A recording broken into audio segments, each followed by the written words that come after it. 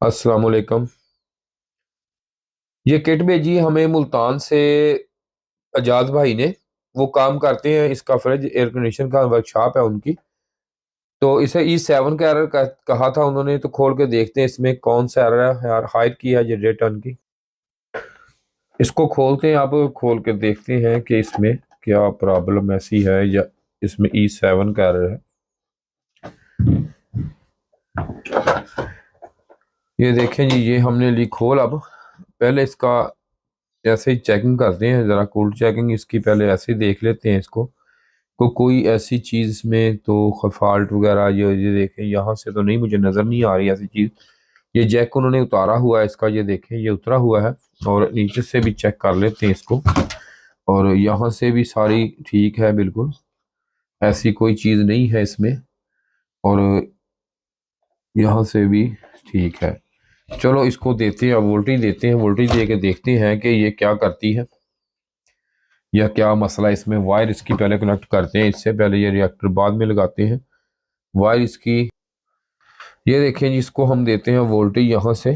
तो ये देखें, ये ऊपर या नीचे से एक ही होता है। जहाँ से अगर वहाँ देनी हो तो लगानी हो तो नीचे लगाते हैं, तो इधर हम इधर भी लगा लें तो कोई ऐसा इशू नहीं है। एक ही होता है ये कॉन्टेक्ट इसका।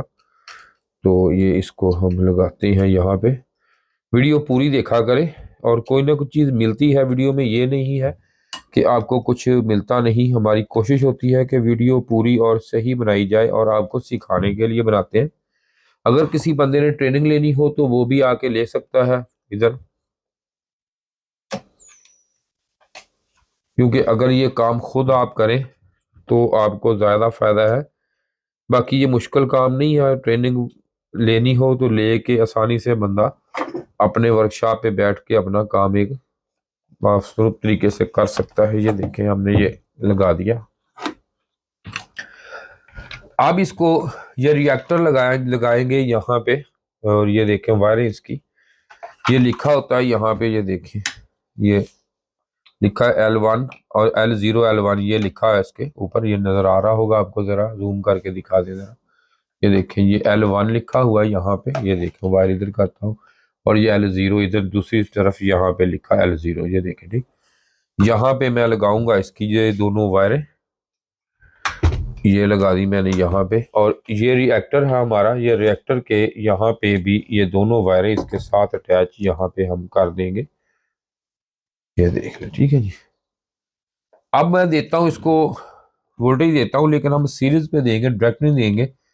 वो बल्ब लगा हुआ है, और यहाँ पे इसको देखते हैं कि ये E7 का जो एरर है इसमें क्यों आता है। ये देखें, ये पावर जो है ये ऑन हो चुकी है इसकी। ये देखें, ये कैपेसिटर वाली जो लाइट है, ये एलईडी हमारी। ये देखें, ये एलईडी रोशन ये देखें, दूसरी एलईडी भी इसकी नीचे साइड पे है, थोड़ा सा इधर करना पड़ेगा। ये देखें, ये आपको नजर आ रही होगी। ये देखें, दूसरी भी रोशन हो चुकी है, और रिले भी इसकी ऑन हो गई है। तो इस कंडीशन में इसका E7 का एरर आना तो नहीं चाहिए।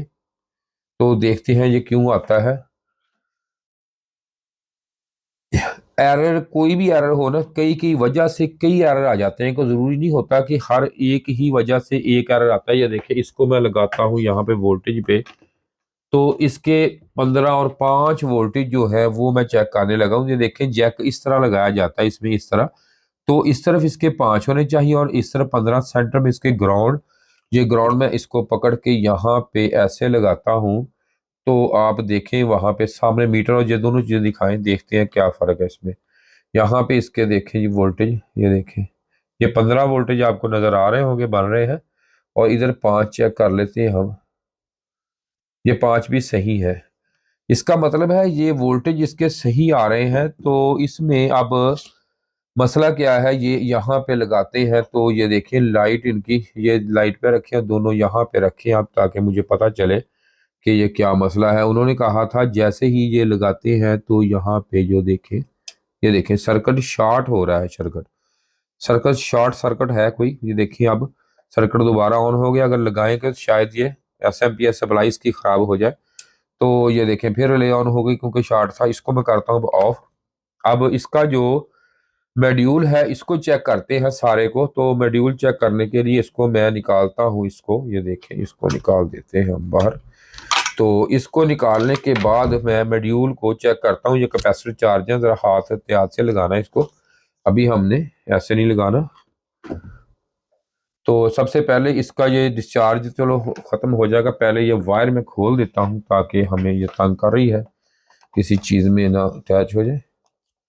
ये देखें जी, ये खोल के स्क्रू, मुझे कहीं से भी पीसीबी भेजे ना आप, ये आपकी मेहरबानी है कि इसको जो ये स्क्रू हो ये अच्छी तरह टाइट करके भेजा करें।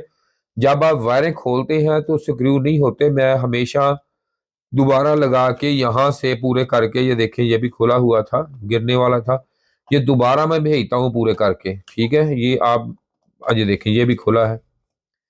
ये कोशिश किया करें कि ये हमेशा इसको स्क्रू को टाइट करके भेजा करें, ओपन ना। ये देखें ये भी खुला है, ये भी ओपन था। मेहरबानी आपकी है, ये जब भी पीसीबी भेजें तो मुझे ये चीज़ें कवर करके भेजा करें ताकि हमें टेंशन होती है फिर चीज़ें जब नहीं जाती वापस, तो मुझे ये होता है कि चीज़ वापस किसी की भी है पूरी जानी चाहिए। अब इसको हम चेक करेंगे, टेस्ट करेंगे। ये हमारा लगा हुआ है, ये देखें ये मैक्रो प्रोसेसर है, ये बाकी चीज़ें हैं, इसको मैं आप टेस्ट करने लगा हूँ। ये हमारी स्प्रे है, ये स्प्रे इस पे लगाएंगे हम, तो इसमें हम देखेंगे कि कौन सी चीज़ इसकी शॉर्ट है, ये हमें ऐसे ही पता चल जाएगा। तो इसको बाकी नहीं खोलते, ये देखें दोनों जैक मैंने इसके निकाल के इधर साइड पर रख दिए हैं। तो मैं अब इसको ये साइड पे रख दें, इसको ज़रा पकड़े, ये देखें जी। अब मैं इसको साइड के इसके अंदर थोड़ा सा इसको लगा देता हूँ ताकि हमें तंग ना करें।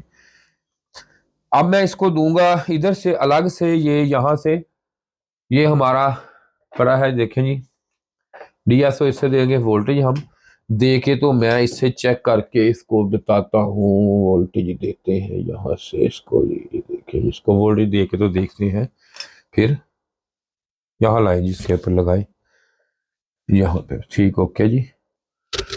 ये हम इस पे करने लगे अब स्प्रे, ये देखें ये है कूलिंग स्प्रे होती है, ये देखें आप, ये देखें मैंने कर दी। अब इसी पे जब मैं इसको ये देखें, ये देखें ये देखें मैंने इसको ये देखें इधर से करंट दिया जो डीएसओ से, तो ये देखें बिल्कुल उसी वक्त ये देखें सारी स्पेस जो है ये मेल्ट हो गई है, इससे ऊपर से ये मेल्ट हो चुकी है। फिर आपको दिखा देता हूँ एक दफ़ा, ये देखें ये इसके ऊपर ये आ गया, और यूं ही ये देखें मैं इसको ये देखें देता हूँ, ये फौरन ये देखें स्पीड से ये मेल्ट हो रही है। इसका मतलब है कि ये हमारा जो है ये ख़राब है, इसका ये मैक्रो प्रोसेसर जो है ये जल चुका है, ये ख़राब है, जिसकी वजह से ये सारा मसला इसमें आ रहा है। तो अब मसला ये है कि देखें, अब वीडियो आप पूरी देख लें, एक दो चीज़ें मैं आपको बताने लगा हूँ, आपका फ़ायदे की चीज़ है ये।